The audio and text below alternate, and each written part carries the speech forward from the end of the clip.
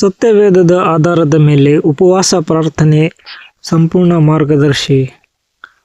ಕರ್ತನಲ್ಲಿ ಪ್ರಿಯರೇ, ಎಲ್ಲರಿಗೂ ಯೇಸು ಕ್ರಿಸ್ತನ ನಾಮದಲ್ಲಿ ವಂದನೆಗಳು. ಇಂದು ನಾವು ಕ್ರಿಸ್ತ ಜೀವಿತದ ಅತ್ಯಂತ ಶಕ್ತಿಯುತವಾದ ಆಯುಧವಾದ ಉಪವಾಸ ಪ್ರಾರ್ಥನೆಯ ಬಗ್ಗೆ ಕಲಿಯಲಿದ್ದೇವೆ. ಅನೇಕರಿಗೆ ಉಪವಾಸ ಅಂದರೆ ಬರೀ ಹಸಿವಿನಿಂದ ಇರುವುದು ಎಂದು ಅನಿಸಬಹುದು. ಆದರೆ ಸತ್ಯವೇದವು ಇದರ ಬಗ್ಗೆ ಏನು ಹೇಳುತ್ತದೆ? ಉಪವಾಸ ಪ್ರಾರ್ಥನೆ ಮಾಡುವುದು ಹೇಗೆ? ಇದರಿಂದ ನಮಗೆ ಸಿಗುವ ಪ್ರಯೋಜನಗಳೇನು? ಇವೆಲ್ಲವನ್ನು ಇಂದು ನಾವು ವಿಸ್ತಾರವಾಗಿ ನೋಡೋಣ. ಉಪವಾಸ ಪ್ರಾರ್ಥನೆಯ ಅರ್ಥ ಮತ್ತು ಇತಿಹಾಸ. 1. ಉಪವಾಸ ಪ್ರಾರ್ಥನೆ ಮಾಡುವುದು ಹೇಗೆ? ಉಪವಾಸ ಎಂದರೆ ಕೇವಲ ಊಟ ಬಿಡುವುದಲ್ಲ. ನಮ್ಮ ಶರೀರದ ಆಶೆಗಳನ್ನು ಬದಿಗೊತ್ತಿ ಆತ್ಮದಲ್ಲಿ ದೇವರ ಹತ್ತಿರ ಬರುವುದು. ಮೊದಲು ಒಂದು ಗುರಿಯನ್ನು ಇಟ್ಟುಕೊಳ್ಳಿ, ನಂತರ ದೇವರ ವಾಕ್ಯವನ್ನು ಓದುತ್ತಾ ಆತನೊಂದಿಗೆ ಸಮಯ ಕಳೆಯಿರಿ. 2. ಉಪವಾಸ ಪ್ರಾರ್ಥನೆಯಿಂದ ಏನು ಸಿಗುತ್ತದೆ? ಆಧ್ಯಾತ್ಮಿಕ ಬಲ, ಪಾಪಗಳಿಂದ ಬಿಡುಗಡೆ, ಕಠಿಣ ಸಮಸ್ಯೆಗಳಿಗೆ ಪರಿಹಾರ ಮತ್ತು ದೇವರ ಚಿತ್ತವನ್ನು ತಿಳಿಯುವ ಕೃಪೆ ಸಿಗುತ್ತದೆ. 3. ಯೇಸು ಕ್ರಿಸ್ತನು ಮತ್ತು ಭಕ್ತರು ಇದನ್ನು ಮಾಡುತ್ತಿದ್ದರೆ? ಖಂಡಿತ. ಯೇಸು ಕ್ರಿಸ್ತನು ತನ್ನ ಸೇವೆಯನ್ನು ಆರಂಭಿಸುವ ಮೊದಲು 40 ದಿನಗಳ ಕಾಲ ಉಪವಾಸ ಮಾಡಿದ್ದನು. ಮತ್ತಾಯ 4:2. ಮೋಶೆ, ದಾನಿಯೇಲ ಮತ್ತು ಅಪೊಸ್ತಲರು ಸಹ ಉಪವಾಸ ಪ್ರಾರ್ಥನೆಯಲ್ಲಿ ತೊಡಗುತ್ತಿದ್ದರು. 4. ಸತ್ಯವೇದವು ಇದರ ಬಗ್ಗೆ ಏನು ಹೇಳುತ್ತದೆ? ಯೋವೇಲ 2:12ರಲ್ಲಿ ದೇವರು ಹೇಳುತ್ತಾನೆ, ಈಗಲಾದರೂ ಪೂರ್ಣ ಹೃದಯದಿಂದಲೂ ಉಪವಾಸದಿಂದಲೂ ಆಳುತ್ತಾ ಪ್ರಲಾಪಿಸುತ್ತಾ ನನ್ನ ಕಡೆಗೆ ತಿರುಗಿಕೊಳ್ಳಿರಿ. ಇದು ದೇವರ ಕಡೆಗೆ ತಿರುಗುವ ಒಂದು ಮಾರ್ಗ. ಉಪವಾಸದ ವಿಧಿವಿಧಾನಗಳು. 5. ವಾರದಲ್ಲಿ ಎಷ್ಟು ದಿನ ಮಾಡಬೇಕು? ಸತ್ಯವೇದದಲ್ಲಿ ಇಷ್ಟೇ ದಿನ ಮಾಡಬೇಕೆಂದು ನಿಯಮವಿಲ್ಲ. ಆದರೆ ಈಗಿನ ಕಾಲದ ಭಕ್ತರು ವಾರದಲ್ಲಿ 2 ದಿನ, ಸೋಮವಾರ ಮತ್ತು ಗುರುವಾರ ಉಪವಾಸ ಮಾಡುತ್ತಿದ್ದರು. ನಿಮ್ಮ ಆರೋಗ್ಯ ಮತ್ತು ಆಧ್ಯಾತ್ಮಿಕ ಬಲಕ್ಕೆ ಅನುಗುಣವಾಗಿ ನೀವು ವಾರಕ್ಕೊಮ್ಮೆ ಅಥವಾ ತಿಂಗಳಿಗೊಮ್ಮೆ ಮಾಡಬಹುದು. 6. ಉಪವಾಸದಲ್ಲಿ ನಡೆದುಕೊಳ್ಳುವ ರೀತಿ. ಮಾಡಬೇಕಾದ್ದು ಮತ್ತು ಮಾಡಬಾರದು. ಮಾಡಬೇಕಾದ್ದು: ದೈನ್ಯತೆಯಿಂದ ಇರಿ, ಕ್ಷಮಿಸಿ, ದಾನ ಮಾಡಿ. ಮಾಡಬಾರದು: ಮುಖವನ್ನು ಬಾಡಿಸಿಕೊಂಡು ಜನರಿಗೆ ತೋರಿಸಿಕೊಳ್ಳಬೇಡಿ. ಮತ್ತಾಯ 6:16-18. ಸಿಟ್ಟು ಅಥವಾ ಜಗಳ ಮಾಡಬೇಡಿ. 7. ಆಹಾರ ಮತ್ತು ಪಾನೀಯದ ನಿಯಮ.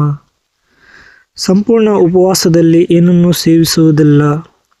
ಬಹುಶಃ ಉಪವಾಸದಲ್ಲಿ ಮಾಂಸ, ಮದ್ಯ ಮತ್ತು ಸ್ವಾದಿಷ್ಟ ಊಟವನ್ನು ಬಿಟ್ಟು ಕೇವಲ ತರಕಾರಿ ಅಥವಾ ನೀರನ್ನು ಸೇವಿಸಬಹುದು.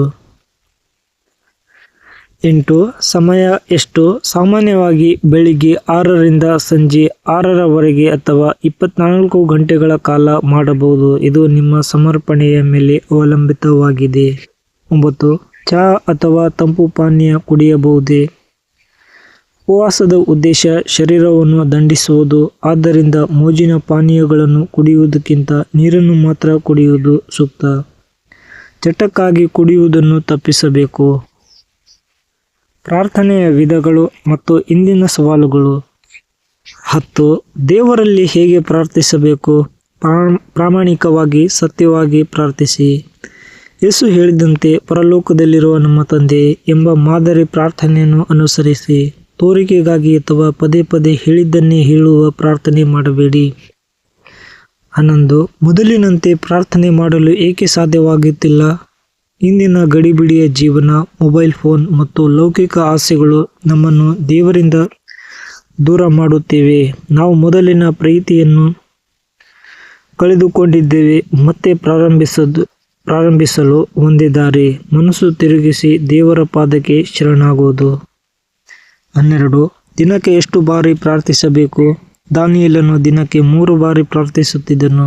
ಸತ್ಯವೇದವು ಎಡೆಬಿಡದೆ ಪ್ರಾರ್ಥಿಸಿರಿ ಎಂದು ಹೇಳುತ್ತದೆ. 1 ಥೆಸಲೋನಿಕ 5:17. ಕನಿಷ್ಠ ಬೆಳಿಗ್ಗೆ ಮತ್ತು ಸಂಜೆ ದೇವರೊಂದಿಗೆ ಸಂಭಾಷಿಸಿ. 13. ಪ್ರಾರ್ಥನೆಗೆ ಮನಸ್ಸು ಹೇಗೆ ಆಗುತ್ತಿಲ್ಲ? ಇದು ಆತ್ಮಿಕ ಆಲಸ್ಯ ಅಥವಾ ಸೈತಾನನ ತಂತ್ರವಾಗಿರಬಹುದು. ನೀವು ಮೊದಲು 3 ಬಾರಿ ಮಾಡುತ್ತಿದ್ದೀರಿ ಎಂದರೆ ನಿಮ್ಮಲ್ಲಿ ಭಕ್ತಿ ಇತ್ತು.